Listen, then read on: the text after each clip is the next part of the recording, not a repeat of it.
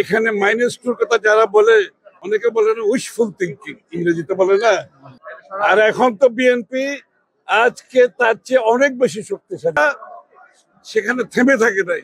এই লোকগুলো 16 বছর দেশে আসতে পারে নাই, তাদের আত্মীয় স্বজনকে দেখতে পারে নাই, তাদের পরিবারকে দেখতে পারে নাই। আজকে এত বছর পরে এই দেশগুলো, এই লোকগুলো আজকে দেশে ফিরতে সক্ষম হয়েছে। তাদেরকে আমরা অভিনন্দন জানাই, স্বাগত জানাই স্বাধীন বাংলাদেশে।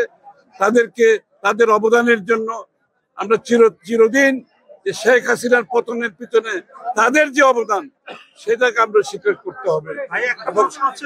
বিভাজন চলছে, অনেক ধরনের দূরত্ব তৈরি হচ্ছে এবং ম্যাডাম যাওয়ার পরে -2 এর কথা বলছে। এগুলো আলোচনার বিষয় না। -2 কেউ যদি মনে মনে মন গড়া কথা বলে, এগুলো তাদের সমস্যা। বাংলাদেশ আজকে যেখানে দাঁড়িয়ে আছে, বাংলাদেশ জাতীয়তাবাদী দল আজকে যেখানে দাঁড়িয়েছে, সবচেয়ে জনপ্রিয় দল, সবচেয়ে জনপ্রিয় নেত্রী, সবচেয়ে জনপ্রিয় নেতা তারেক রহমান আজকে বাংলাদেশে। বাংলাদেশ তাদের অপেক্ষায় আছে, থাকবে।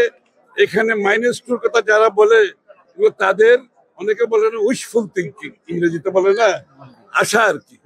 ওই আশা জীবনে পূরণ হবে না। ওইটা এরশাদ পারে নাই, ওইটা 111 পারে নাই। আর এখন তো বিএনপি আজকে তার চেয়ে অনেক বেশি শক্তিশালী দল। বিএনপি ত্যাগ করে একটি পরিণত শক্তিশালী দল, সবচেয়ে শক্তিশালী দলে পরিণত হয়েছে আজকে বাংলাদেশ।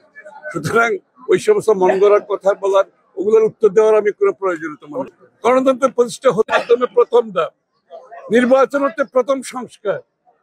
এটা দিয়ে শুরু করতে হবে সংস্কার এবং গণতন্ত্রের আন্দোলন। গণতন্ত্রের প্রক্রিয়ার মাধ্যমে আগামী দিনে যে পরিবর্তনের প্রত্যাশা, সেটা গণতান্ত্রিক প্রক্রিয়ার মাধ্যমে হবে আগামী দিনে।